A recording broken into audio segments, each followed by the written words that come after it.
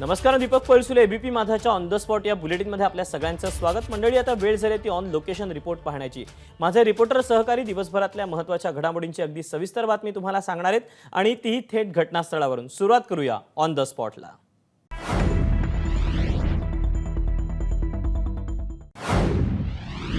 Global warming आणि बदलत्या वातावरणामुळे राज्यात विविध नैसर्गिक आपत्तींना तोंड द्यावं लागतंय आणि त्यामुळेच मुख्यमंत्री एकनाथ शिंदे यांनी प्रत्येक विभागीय आयुक्तालयामध्ये राज्य आपत्ती दल स्थापन करण्याचे आदेश दिले आहेत। मुख्यमंत्री एकनाथ शिंदे यांच्या अध्यक्षतेखाली राज्य आपत्ती व्यवस्थापन प्राधिकरणाची बैठक झाली। त्यावेळी प्रशासनातील सचिवांसह अनेक वरिष्ठ अधिकाऱ्यांची उपस्थिती होती। या बैठकीत राज्य आपत्ती धोके व्यवस्थापन निधीचा खर्च, कोकण आपत्ती सौम्यीकरण कामं, कोविड आणि विविध प्रसंगी करण्यात आलेल्या बचाव कार्याचा खर्च, ई पंचनामे, आपदा मित्र, ई सचेत प्रणाली आदी मुद्द्यांवर मदत आणि पुनर्वसन प्रधान सचिव असीम गुप्ता यांनी सादरीकरण केलं। दरम्यान राज्य आपत्ती धोके व्यवस्थापन निधीचा प्रभावीपणे खर्च करा, तसंच कोकण आपत्ती सौम्यीकरण कामं त्वरित सुरू करण्याचे निर्देश मुख्यमंत्र्यांनी दिले आहेत। मुख्यमंत्र्यांनी या बैठकीत मान्सून पूर्व काळातील कामांचाही आढावा घेतला। पावसाळ्यात पूर परिस्थिती आणि मुंबईत पाणी साचल्यामुळे जनजीवन विस्कळीत होतं। त्यासाठीच राज्यातल्या 7 विभागांमध्ये राज्य आपत्ती प्रतिसाद दल नेमण्याचे आदेश मुख्यमंत्री एकनाथ शिंदे यांनी दिलेले आहेत। कॅमेरा पर्सन मनोज जयस्वालसह वैभव परब, एबीपी माझा, मुंबई। कसेल त्याची जमीन याप्रमाणे जो जिंकेल त्याची जागा हे सूत्र जर ठरलं तर कसब्याप्रमाणे पुणे लोकसभा पोटनिवडणूक महाविकास आघाडीला जिंकणं सहज शक्य होईल, असा सल्ला ठाकरे गटाचे खासदार संजय राऊत यांनी काँग्रेस आणि राष्ट्रवादी काँग्रेसला दिलाय। खासदार गिरीश बापट यांच्या निधनामुळे रिक्त झालेल्या पुणे लोकसभा मतदारसंघात लवकरच पोटनिवडणूक होण्याची शक्यता आहे। पुणे लोकसभा हा काँग्रेसचा पारंपरिक मतदारसंघ आहे, पण गेल्या 2 लोकसभा निवडणुकांमध्ये काँग्रेसला पुण्यात विजय मिळवता आलेला नाहीये। त्यामुळे विरोधी पक्षनेते अजित पवारांनी पुणे लोकसभा मतदारसंघावर राष्ट्रवादीसाठी दावा सांगितला। पुण्यात महापालिका आणि विधानसभा निवडणुकांदरम्यान राष्ट्रवादीनं चांगली कामगिरी बजावल्याचा उल्लेखही त्यांनी केला, पण काँग्रेसकडून त्या मागणीसाठी कडाडून विरोध करण्यात आलाय। त्यामुळे पुणे मतदारसंघाच्या पोटनिवडणुकीत महाविकास आघाडीत एकमत झालं नसल्याचं स्पष्ट झालंय। त्याच पार्श्वभूमीवर संजय राऊतांनी दोन्ही पक्षांना सल्ला देणारं ट्विट केलंय। जागांचा आकडा वाढवण्याचा हट्ट हा अनाठायी आहे। जो जिंकेल त्याची जागा या सूत्राप्रमाणे महाराष्ट्र आणि देश जिंकता येईल, तसंच देश आणि लोकशाही वाचवण्यासाठी प्रत्येकाला थोडा थोडा त्याग हा सहन करावाच लागेल, असंही संजय राऊतांनी आपल्या ट्विटमध्ये म्हटलंय। कॅमेरा पर्सन राजेश सिंगसह सिद्धेश ताकवले, एबीपी माझा, मुंबई। पंतप्रधान नरेंद्र मोदी यांच्या नेतृत्वाखालील सरकारला 9 वर्ष पूर्ण झाल्याच्या निमित्तानं भाजपनं देशभरातल्या सर्व राज्यांमध्ये एकाच वेळी पत्रकार परिषदेचं आयोजन केलं होतं। केंद्रीय अर्थमंत्री निर्मला सीतारामन, उपमुख्यमंत्री देवेंद्र फडणवीस आणि प्रदेशाध्यक्ष चंद्रशेखर बावनकुळे यांच्या उपस्थितीत मुंबईमध्ये अशीच पत्रकार परिषद पार पडली। केंद्रानं जनहितासाठी घेतलेले निर्णय लोकांपर्यंत पोहोचवण्याची मोहीम भाजपनं सुरू केली आहे। त्याचाच भाग म्हणून मुंबईतल्या भाजपच्या पत्रकार परिषदेत अर्थमंत्री निर्मला सीतारामन यांनी स्लाइड प्रेझेंटेशन दिलं। त्यामध्ये पायाभूत सुविधा, स्टार्टअप स्किल्स, MSME संदर्भातली माहिती देण्यात आली। त्याशिवाय रिन्युएबल एनर्जी एरिया, कोविड काळात आणि भूराजकीय परिस्थितीमुळे अनेक देशात अडकलेल्या भारतीयांची कशी सुटका करण्यात आली याची माहिती देखील निर्मला सीतारामन यांनी दिली। संरक्षण क्षेत्रात आपण आत्मनिर्भर बनत असल्याचं त्यांनी सांगितलं। उज्ज्वला योजना, वंदे भारत एक्सप्रेस, इन्फ्रासाठी PM गतिशक्ती योजनेचाही त्यांनी उल्लेख केला। आपण अर्थव्यवस्थेत ब्रिटनला मागे टाकले असून महागाईचा कमी झालेला दर आणि शेतकऱ्यांना केंद्र सरकारकडून होत असलेली मोठी मदत याचा उल्लेख अर्थमंत्री निर्मला सीतारामन यांनी पत्रकार परिषदेत केला। कॅमेरामन विनेसह अक्षय भाटकर, एबीपी माझा, मुंबई। पंतप्रधान नरेंद्र मोदी यांच्या नेतृत्वाखाली सरकारला 9 वर्ष पूर्ण झालेले आहेत आणि याच 9 वर्षामध्ये जे काही चांगले निर्णय घेतलेले आहेत ते लोकांपर्यंत पोहोचवण्यासाठी केंद्रातील भाजपचे मंत्री प्रयत्न करत आहेत। त्याच सोबत काँग्रेसने मोदी सरकारवरती टीका करत 9 प्रश्न विचारलेले पाहायला मिळत आहेत। भारतात महागाई आणि बेरोजगारी गगनाला का भिडते? 3 कृषी कायदे रद्द करताना शेतकऱ्यांशी केलेल्या करारांचा आदर का करण्यात आला नाही? अदानींच्या फायद्यासाठी LIC आणि SBI मधील लोकांची कमाई का धोक्यात घालण्यात येते? चीन भारताच्या भूभागावर का येऊन बसला आहे? निवडणुकीतल्या फायद्यासाठी फुटीरतावादी राजकारणाला खतपाणी घालून समाजात भीतीचं वातावरण का निर्माण केलं जातंय? सामाजिक न्यायाचा पाया पद्धतशीरपणे का नष्ट करण्यात येतोय? गेल्या 9 वर्षात घटनात्मक मूल्य आणि लोकशाही संस्था का ढासळल्या? अर्थसंकल्पात कपात करून मनरेगा सारख्या लोककल्याणकारी योजना कमकुवत का झाल्या? कोरोनामुळे देशभरामध्ये 40 लाखाहून अधिक जणांचा मृत्यू झालेला आहे. मात्र त्यांच्या नातेवाईकांना मदत देण्यासाठी मोदी सरकारने नकार का दिला, असे 9 प्रश्न काँग्रेसच्या वतीने माजी केंद्रीय मंत्री पी चिदंबरम यांनी उपस्थित केलेले पाहायला मिळत आहेत. कॅमेरामॅन उत्तम राजसुने, एबीपी माझा, मुंबई. स्वातंत्र्यवीर सावरकरांची 140वी जयंती देशभरामध्ये मोठ्या उत्साहात साजरी करण्यात आली. काल दिल्लीमध्ये देखील महाराष्ट्र शासनाच्या वतीनं महाराष्ट्र सदन येथे ही जयंती साजरी करण्यात आली होती. या ठिकाणी ही जयंती साजरी करण्यात आली होती. सगळ्यात महत्त्वाची बाब, कालच्या जयंतीवरून सध्या महाराष्ट्रामध्ये विरोधी पक्षांना सरकारवर प्रचंड प्रमाणात टीका करायला सुरुवात केलेली आहे. त्याचं कारण असं आहे की या जयंतीच्या निमित्तानं ज्यावेळेस स्वातंत्र्यवीर सावरकरांची जयंती साजरी होत होती त्यावेळेस 2 महत्त्वाचे या ठिकाणी असणारे पुतळे आहेत. त्याच्यामध्ये क्रांतिज्योती सावित्रीबाई फुले यासोबतच अहिल्याबाई होळकर ह्या 2 विभूतींची या ठिकाणी ज्या पुतळे लावण्यात आले होते ते पुतळे या ठिकाणाहून हलवण्यात आले होते आणि ते या ठिकाणी ही जी जवळच जागा आहे त्या ठिकाणी ठेवण्यात आले होते. खरं तर आत्तापर्यंत ज्या वेळेस या ठिकाणी जयंत्या साजऱ्या झालेल्या आहेत त्यावेळेस कुठल्याही प्रकारे अशा पद्धतीनं पुतळे हलवले नव्हते. मात्र पहिल्यांदाच हे पुतळे हलवले गेल्यामुळं प्रचंड प्रमाणात टीका विरोधी पक्षाच्या वतीनं सरकारवर व्हायला सुरुवात झालेली आहे. मी सध्या उभा आहे त्याच ठिकाणी मुख्यमंत्री एकनाथ शिंदे यांचं पोडियम होतं आणि त्यामुळं हा पुतळा हलवला गेला होता अशा पद्धतीची सूत्रांची माहिती आपल्याला मिळते. मात्र सध्या या संपूर्ण प्रकरणी मुख्यमंत्री एकनाथ शिंदे यांना आपण या संपूर्ण प्रकरणाची माहिती घेऊ. ज्या पद्धतीनं ही घटना घडलेली आहे याबाबत माहिती नव्हती असं देखील त्यांना स्पष्ट केलं आहे. त्यामुळे आता या सगळ्या प्रकरणामध्ये कुणावर कारवाई होते का हे देखील पाहणं महत्त्वाचं राहील.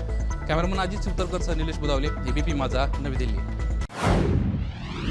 2000ची नोट चलनातून बाहेर काढण्याचा निर्णय रिझर्व्ह बँक ऑफ इंडियाने घेतल्यानंतर 2000च्या नोटा बदली करण्यासाठी नक्षलवाद्यांची धडपड सुरू आहे. या संदर्भात महाराष्ट्र आणि छत्तीसगडच्या सीमेवर राजनगाव येथे 2 नक्षलवाद्यांना 6 लाखाच्या नोटीससह अटक करण्यात आली. याची माहिती महाराष्ट्र नक्षलविरोधी अभियानाचे प्रमुख संदीप पाटील यांनी दिली. धक्कादायक बाब म्हणजे गडचिरोलीच्या एटापल्ली तालुक्यातील टोळगट्टा येथे सुरू असलेल्या आंदोलकांनी छत्तीसगडच्या सिलगर येथे आंदोलनासाठी पैसे पाठवल्याचे उघडकीस आले. त्यामुळे 2000 रुपयाच्या नोटाबंदीनंतर नक्षलवादी स्थानिक व्यापारी, व्यावसायिक व तेंदूपट्टा कंत्राटदार यांच्यावर नोटाबदलीसाठी दबाव टाकत असल्याचे देखील दिसून येत आहे. त्यामुळे पोलिसांची सर्वांवर बारीक पाळत असल्याचे नक्षलविरोधी अभियानाचे प्रमुख संदीप पाटील यांनी सांगितले. कॅमेरामॅन व्यंकटेश नायडूसह तुषार कोहळे, एबीपी माझा, नागपूर. नागपूर जिल्ह्यातील कोराडीतील औष्णिक वीज केंद्रात प्रत्येकी 660 मेगावॅटचे 2 नवीन संच स्थापन करण्याच्या महानिर्मितीच्या प्रस्तावाला स्थानिक नागरिकांकडून जोरदार पाठिंबा मिळाला आहे. कोराडीच्या आसपासच्या 13 गावातील सरपंच आणि इतर लोकप्रतिनिधींनी आजच्या पर्यावरणीय जनसुनावणीत आपला पाठिंबा जाहीर केला. कोराडी प्रकल्पात आधीच मोठ्या प्रमाणावर वीज निर्मिती होत असताना तिथं पुन्हा नव्या संचाची गरज काय, असा प्रश्न उपस्थित करून काँग्रेस पक्षानं जनसुनावणीत प्रस्तावाला विरोध केला. त्यानंतर बहुतांशी स्थानिक नागरिकांनी 2 नव्या संचाच्या स्थापनेला पाठिंबा दिला. दोन्ही संच कोराडी प्रकल्पात लावण्यात यावे अशी मागणीच त्यांनी केली. कोराडीच्या आसपासच्या 13 ग्रामपंचायतींमधील सरपंच आणि लोकप्रतिनिधींनी नव्या संचाच्या प्रस्तावाला जाहीर पाठिंबा देऊन काँग्रेसच्या विरोधाची धार बोथट केली. कोराडीमध्ये सध्या कार्यरत असलेल्या वीज संचाच्या स्थापनेत अनेक वर्षांपूर्वी आमची जमीन गेली आहे. त्यामुळे त्याच जमिनीवर नवे संच स्थापन झाले तर त्याला आमचा विरोध नसल्याचं मत काही सरपंचांनी व्यक्त केलंय. आमच्यापैकी कोणालाही आजवर राख किंवा त्यामुळे होणाऱ्या आजाराचा सामना करावा लागलेला नाही. त्यामुळे बाहेरून येणाऱ्या लोकांनी कोराडीमध्ये होऊ घातलेल्या 2 नवीन संचांना विरोध करू नये असं मतही काही स्थानिक तरुणांनी व्यक्त केलंय. कॅमेरा पर्सन अतुल हिरडेसह रजत वशिष्ठ, एबीपी माझा, नागपूर. राज्यात महाविकास आघाडी एकत्र लढली तर आघाडीला लोकसभा आणि विधानसभा निवडणुकीत मोठं यश मिळण्याचा अंदाज एका सर्वेक्षणात व्यक्त करण्यात आला असल्याचं माजी गृहमंत्री अनिल देशमुख यांनी एबीपी माझाला दिलेल्या मुलाखतीत सांगितलं. विदर्भामध्ये या एका वर्षामध्ये निवडणुका ज्या झाल्या त्यामध्ये विदर्भामध्ये पदवीधर मतदारसंघाची जागा ही भारतीय जनता पार्टीची 58 वर्षापासून त्यांच्याकडे होती. ती जागा आम्ही त्यांच्याकडे हिसकली. शिक्षक मतदारसंघाची जागा गेल्या अनेक वर्षापासून भारतीय जनता पार्टीकडे होती, ती आम्ही त्यांच्याकडनं घेतली. अमरावती विभागात पदवीधर मतदारसंघाची जागा भारतीय जनता पार्टीकडे होती, ती आम्ही घेतली. पुण्यामध्ये कसबा पेठमध्ये जी निवडणूक झाली ठिकाणी ती भारतीय जनता पार्टी जागा होती, ती आम्ही घेतली. अशा पद्धतीनं जे वातावरणामध्ये फार मोठ्या प्रमाणात आता फरक पडलेला आहे. काँग्रेस, राष्ट्रवादी, शिवसेना एकत्र येऊन निवडणुका लढत आहेत. त्याच्यामुळे जी काही आता पुण्याची लोकसभेची जागा असेल ते तिन्ही पक्षाचे नेते एकत्र बसतील आणि कोणता उमेदवार द्यावा त्याच्याबद्दल ते नवीन आणि त्याला निवडून कसे आणायचं याच्याबद्दल सर्व पक्षाचे नेते एकत्र बसून घेतले. 2019 सालच्या लोकसभा निवडणुकीमध्ये पराभव स्वीकाराव्या लागलेल्या मतदारसंघात राष्ट्रवादी काँग्रेस उमेदवार बदलण्याचाही विचार करत असल्याचं अनिल देशमुख यांनी स्पष्ट केलं. कॅमेरामॅन अमोल देशमुखचा प्रणय निर्माण, एबीपी माझा, अमरावती. भाजप नेते किरीट सोमय्या यांनी मुंबईतील लाचलुचपत प्रतिबंधक विभागाच्या वरळी कार्यालयात एक तक्रार दाखल केली. मुंबई महापालिकेच्या दहिसरमधल्या भूसंपादन व्यवहारात 1722 कोटी रुपयांचा भ्रष्टाचार झाल्याचा आरोप सोमय्यांनी केला आहे. किरीट सोमय्यांनी या व्यवहाराबाबत माध्यमांना माहिती दिली. त्यानुसार बांधकाम व्यावसायिक अल्पेश अजमेरांनी 2,55,00,000 रुपयात जमीन खरेदी केली. बीएमसीने 349 कोटी रुपये पेमेंट केलं. त्यानंतर बिल्डरनं कोर्टात अपील करून 1722 कोटींची मागणी केल्याचा सोमय्यांनी म्हटलं आहे.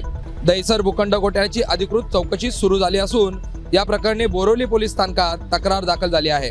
लोकायुक्त आणि कॅगला तक्रार दिल्यानंतर मुंबई पोलिसात तक्रार दाखल करण्यात आली आहे. या प्रकरणात सोमय्यांचं स्टेटमेंट नोंदवण्यात आलं आहे. किरीट सोमय्यांनी या प्रकरणात ठाकरे गटाचे प्रमुख उद्धव ठाकरे यांच्यावर गंभीर आरोप केले आहेत. माजी मुख्यमंत्री उद्धव ठाकरे यांच्या मातोश्री निवासस्थानी घोटाळ्याचे पैसे पोहोचविले जात असल्याचा आरोप सोमय्यांनी केला आहे. कॅमेरा पर्सन सोहेल शेखसह प्रशांत बडे, एबीपी माझा, मुंबई. स्वातंत्र्यवीर सावरकर यांच्या जयंतीच्या निमित्तानं काल स्वातंत्र्यवीर सावरकर या रणदीप हुडाच्या सिनेमाचा टीजर रिलीज करण्यात आला.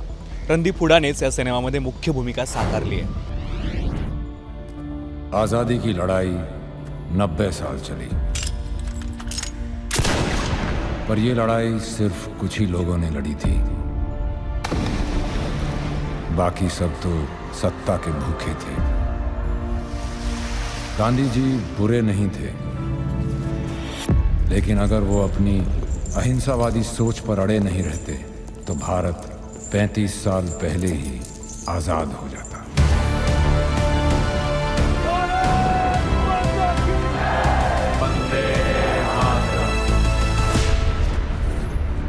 मूल्यवान तो सोने की लंका भी थी, लेकिन अगर बात किसी की स्वतंत्रता की हो तो रावण का राज हो या ब्रिटिश राज, दहन तो होके रहेगा. या सिनेमाच्या चित्रीकरणादरम्यान रणदीप हुडाच्या लुकची प्रचंड चर्चा झाली होती. त्यानंतर आता या सिनेमाचा टीजर रिलीज झाल्यानंतर चाहत्यांची उत्सुकता आणखी शिगेला पोहोचली आहे. कॅमेरा पर्सन राजेशसह मी विनोद घाडगे, एबीपी माझा, मुंबई.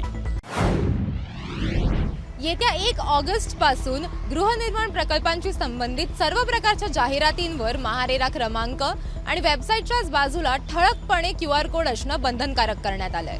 तसं परिपत्रक महारेराकडनं जारी करण्यात आलं. मार्च अखेरपासून महारेराकडे नव्यानं नोंदणी करणाऱ्या सर्व गृहनिर्माण प्रकल्पांना नोंदणी पत्रासोबतच प्रकल्पांचा समग्र तपशील असलेले QR कोडही द्यायला महारेरानं सुरुवात केली आहे. विकासक आपल्या गृहनिर्माण प्रकल्पात जास्तीत जास्त गुंतवणूक व्हावी यासाठी वर्तमानपत्र, इलेक्ट्रॉनिक माध्यमं, इंस्टाग्राम, ट्विटर, व्हॉट्सअॅप यासारख्या सोशल मीडिया आणि विविध माध्यमांमार्फत आपल्या प्रकल्पाच्या गुणवैशिष्ट्यांची जाहिराती करत असतात.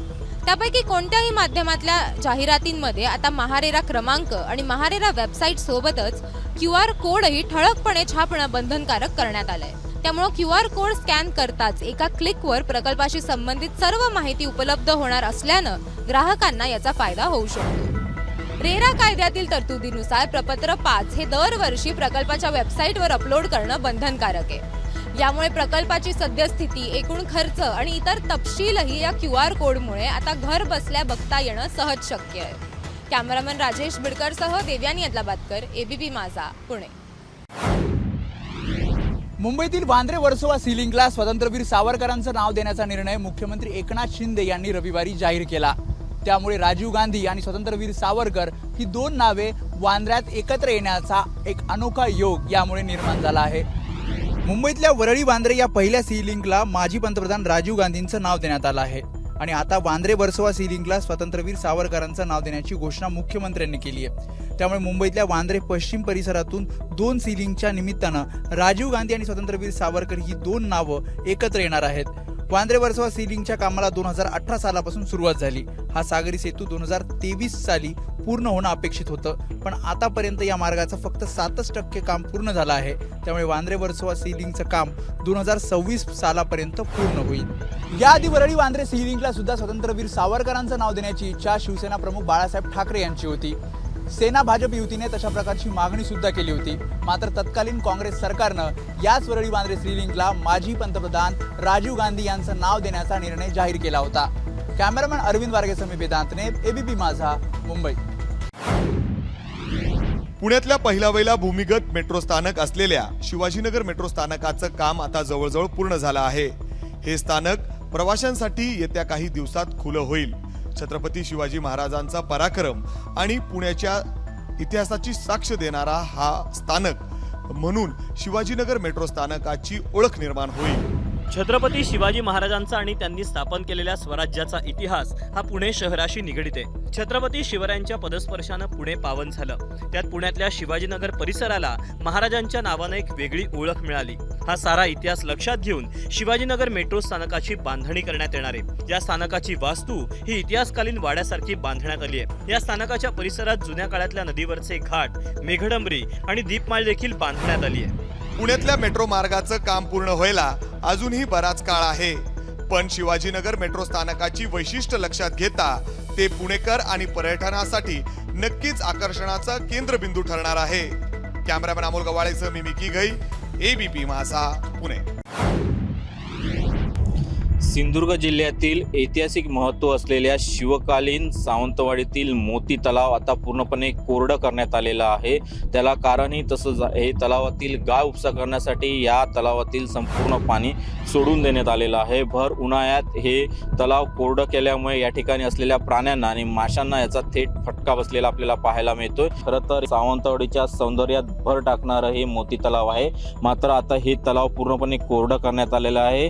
एकीकडे गाळ उपसा करण्यासाठी तलाव कोरडं करण्यात आलं असलं तरी देखील नियोजनाचा अभाव कुठेतरी आपल्याला पाहायला मिळतोय. कारण या तलावाच्या काठी हजारो पक्षी जे आहेत ते वास्तव्याला असतात आणि या तलावातील मासे किंवा जलचर प्राण्यांवर या पक्ष्यांचा उदरनिर्वाह असतो. मात्र यात पक्ष्यांना आता पाण्यासाठी वणवण करावी लागते. तर दुसरीकडे या तलावात असलेले शेकडो मासे मृत्युमुखी पडल्याचं चित्र या तलावात आपल्याला पाहायला मिळतंय. त्यामुळे प्रशासनाचं नियोजन शून्य कारभार या ठिकाणी आपल्याला पाहायला मिळतोय.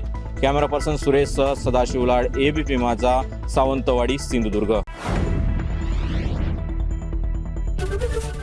एबीपी माझा, उघडा डोळे बघा नीट.